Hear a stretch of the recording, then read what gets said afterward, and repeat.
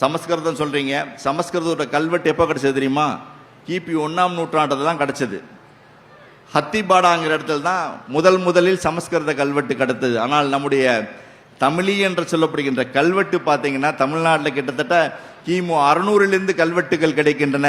இன்றைக்கு அது பின்னோக்கி சிவகலையிலும் சென்று கொண்டிருக்கிறது தான் பெருமையா இருக்கு நமக்கு. கிட்டத்தட்ட 15 லட்சம் ஆண்டுகளுக்கு முன்னால் இருந்து மனிதன் வாழ்ந்து வருகிறான் என்பதற்கு அடையாளம் சொல்லுகின்ற ஒரே மாவட்டம் திருவள்ளூர் மாவட்டம் தான் இந்தியாவிலே. சமஸ்கிருதம் என்பது என்னைக்குமே பெண்கள் பேசக்கூடாது என்று ஒரு தடை விதிக்கப்பட்ட ஒரு மொழி.